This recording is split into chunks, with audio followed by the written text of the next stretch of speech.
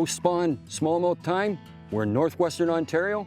I'm Bill Spicer. This is the New Fly Fisher.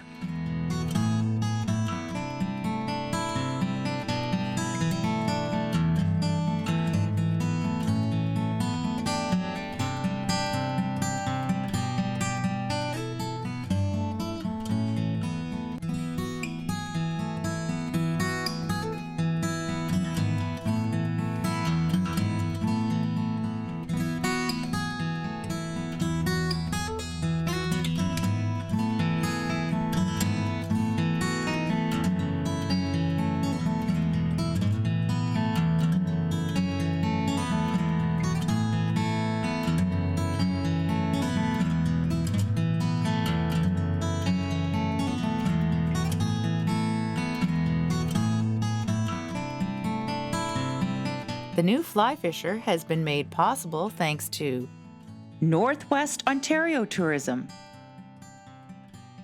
GoFishingOntario.com, Orvis Sporting Traditions,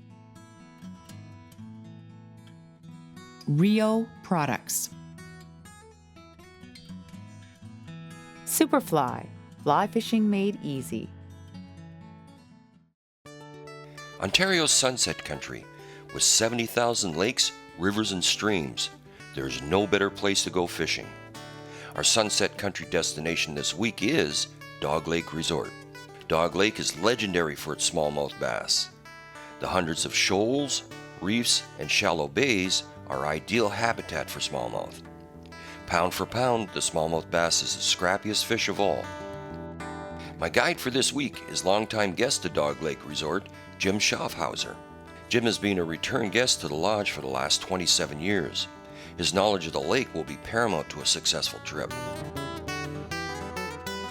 Well, I chase temperature no matter what I'm fishing. When I'm fishing walleyes, I chase temperature. I look for the warmest water. When I'm chasing smallmouth like we were this week, we're always looking for that temperature where there's feed,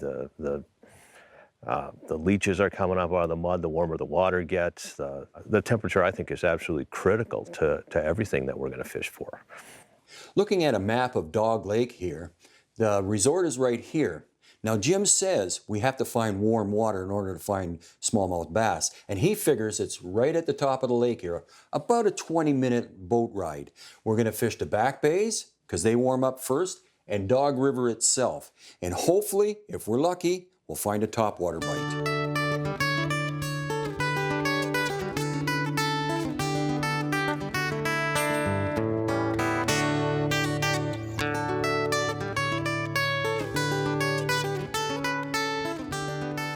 Yep. Oh, that was a big fish. There's some big ones here, I'm telling you.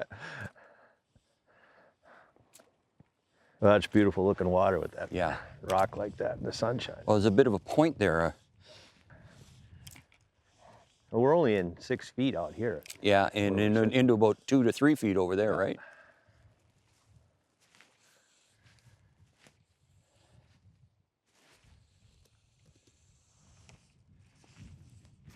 Got him. That I didn't even get a chance to pop it. You didn't even pop it. That's a nice one, too. Yeah. Not too bad. Oh, yeah. Oh, big fish. That's nice. You want me to net that fish? Now we're in a shallow bay, and Jim tells me you got to find as close to 65 Fahrenheit as you can, because we are early in the season. Out in the main lake, it's down under 60 degrees, and the fish are just not on. So you find these back bays that have warm water. Oh yeah, that's a nice fish. That's a really nice fish.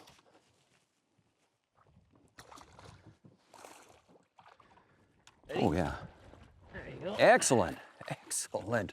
Oh my. There you go. Nice typical dogleg smallmouth. Yep. Gave me a great fight on a popper. Find water in the 65-degree Fahrenheit area, which is about 18 degrees Celsius. So I'll let him go. Okay, and away it goes. Yeah, I love popper fishing. When you get the right conditions, like I have right now, we're in a protected bay, so there's not much ripple on the water. The fish are attracted to it. We're in shallow water, finding that 65 degrees, which is important, and they're active here. Further out where it's deeper, they're not active. They're active back here, they're feeding heavily. It's post-spawn. They're out feeding heavily after the spawn itself. So we're looking for cruising fish or any kind of structure, being rocks, weeds, anything like that.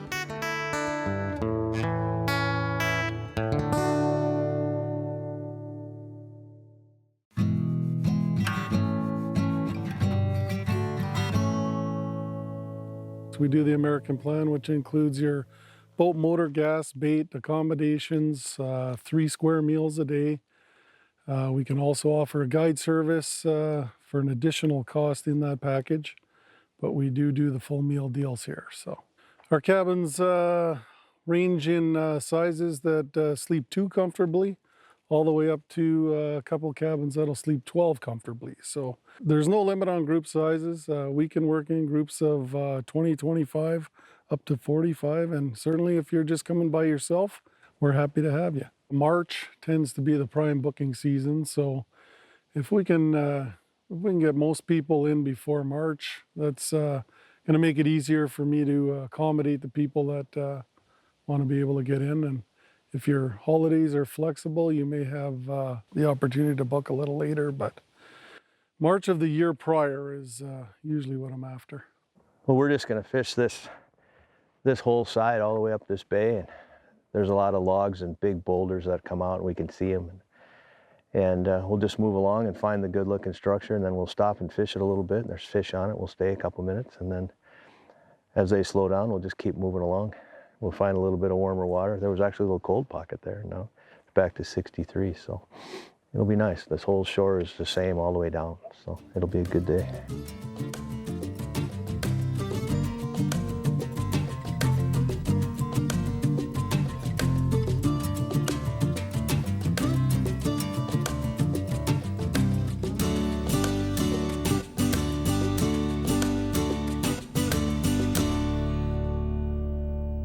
Whoa, that was good.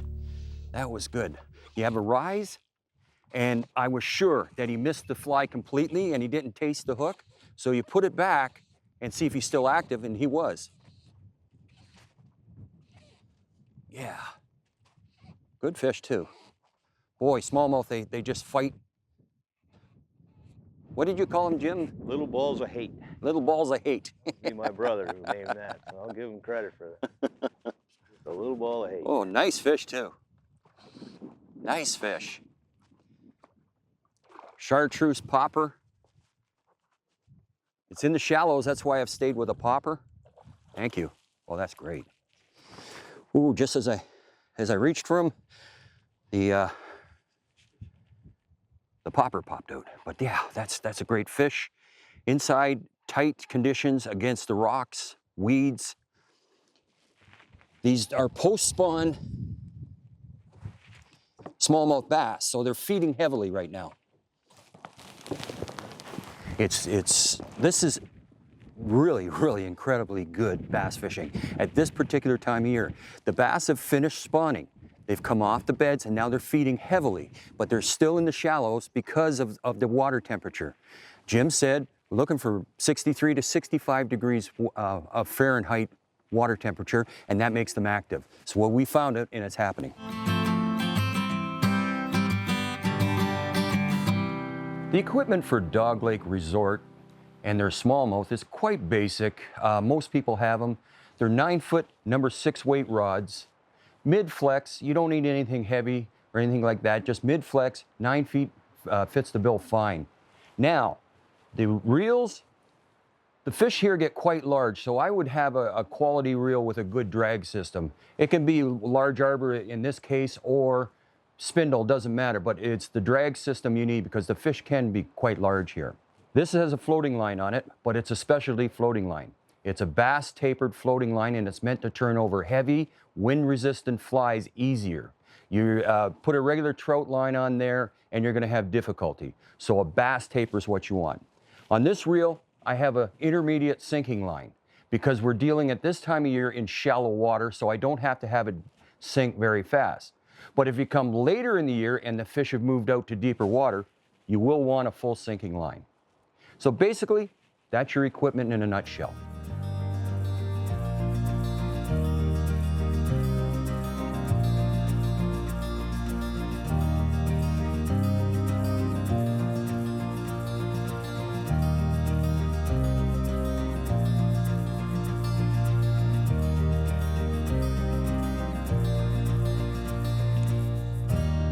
Yeah, you got to put it tight to the cover.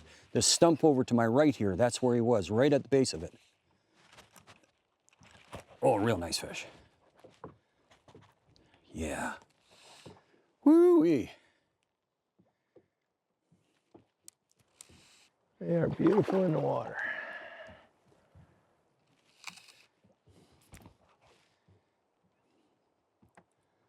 Yeah, you just got him. The purchase is just in the lip there. Trying to get him up to the net as soon as I can. Thank you. That's awesome. Ah, there we go. Put my rod down. Just real light purchase right there in the top lip. But not overly big, but oh man, well, 14, 15 inches. That's pretty good.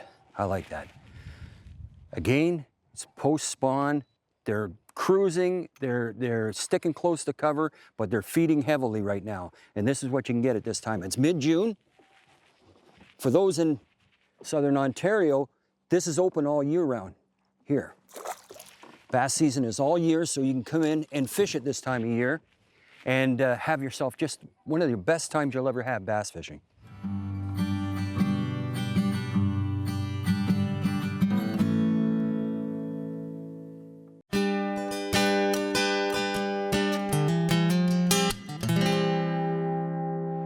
The setup I used this week was really quite simple. For my poppers, I have my specialty floating line, which is a bass tapered floating line, and then I attached a 9-foot tapered leader down to 13-pound test, or 1X tippet. That I find helps turn over the popper a little bit easier, so that's basically what I use, 9-foot tapered leader, then my popper. Now for subsurface, I have my sinking line, but then I use a straight piece of 3 to 4 feet of 15-pound tippet. That's all I did. It keeps it down in the strike zone longer if you have a shorter leader. If you have a longer leader, the fly tends to rise a little bit, and I wanted it down in the kill zone a little better. So that's it. It's a simple, basic setup.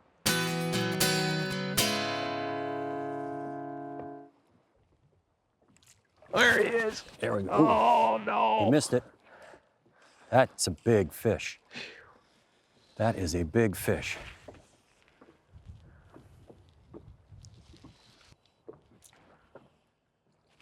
Oh, he got him again. Got him that time. I didn't think he tasted it. Oh, good fish. That's awesome. That's awesome. Oh, it's a nice fish too. I better get him on the reel, this one. Just trying to get him on there. Whoa, yeah. Have I got him? This is a real leaper. Come on, come on, come on, kick in. All right. Oh man, is that a big fish. That trolling motor's on anchor. Oh man, that is a tank.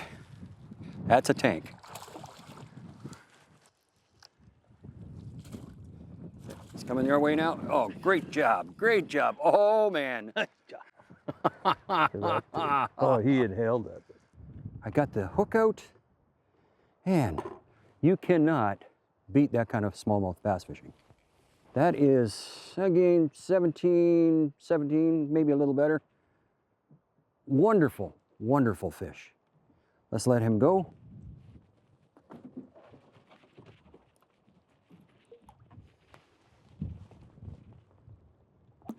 And away it goes.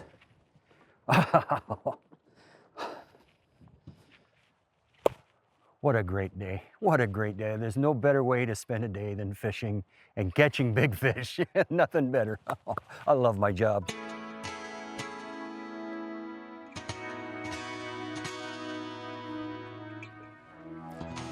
There, whoa, that was, never touched it, so I wonder if you can get it again.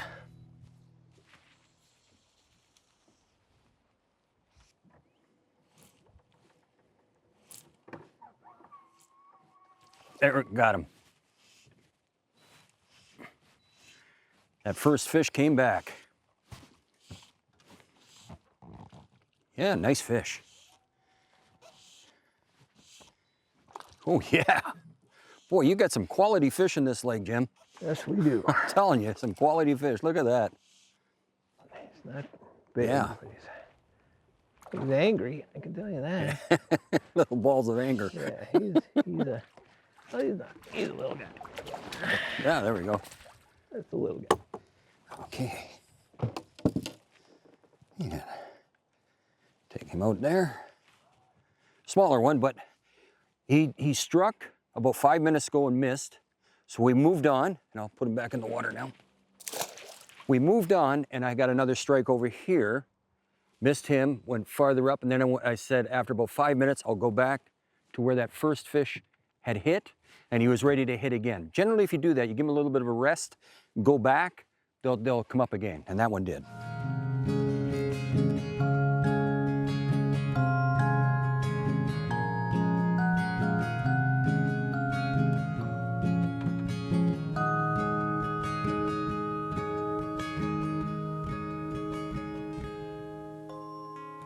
Okay, got him.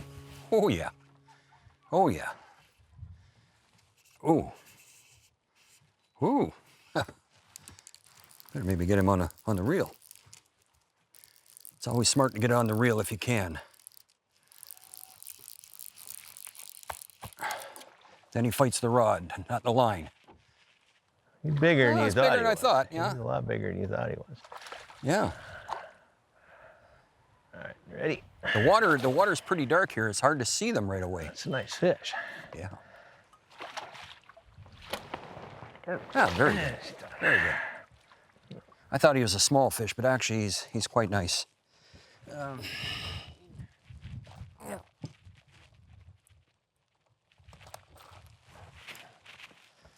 And he wanted that bad.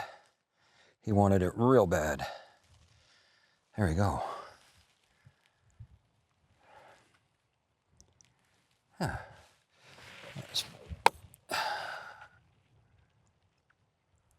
Very nice. Just Very a nice. week ago, those fish had Yeah, big bellies, big yeah. baseball bellies. This is a spawned out. Yeah, just freshly fish. spawned.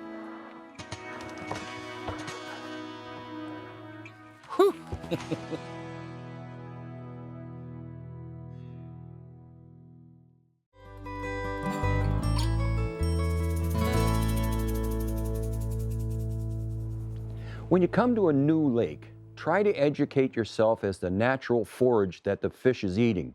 In the case of Dog Lake, there's either minnows, which would be shiners, crayfish, or leeches. And at this particular time, Dog Lake leeches are coming out of the mud in big quantities, and the fish are queuing in on them pretty actively. They got two colors. They got a black and they got an olive leech here. So in my case, I decided woolly buggers would be the best searching pattern when I started. I have some black woolly buggers and I have some olive woolly buggers. I'm trying to match the hatch. We were fortunate though to find that we had excellent topwater conditions. The wind was low, very little ripple on top, and we felt the fish were still in shallow, feeding up heavily after their spawn. So I decided to go with poppers.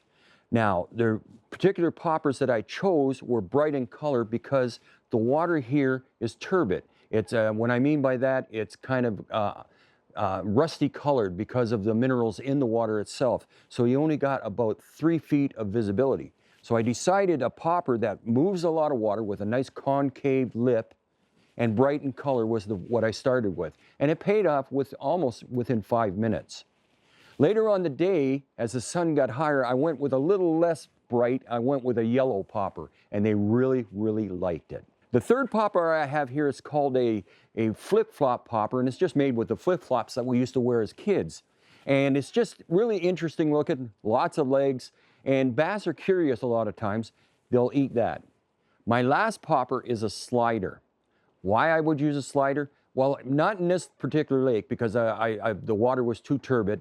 I feel in a clear water situation, the slider is better because it doesn't spook the fish, they can see it clearly, and it makes a nice wake when you pull it across the top. And that's the reason I chose these poppers. I kept it to the basic 4.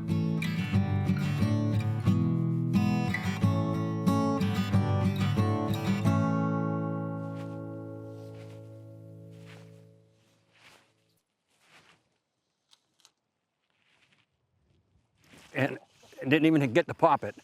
I knew there was something there. Rock points, you never go by a rock point. Never go by a rock point. Oh, good fighter too, good fighter. Oh. And when you're fishing poppers, that happens a lot. It just sits there, and before you can even pop it, they got it. This guy wanted it bad. Ooh, That's another hog. yeah, that's a nice fish.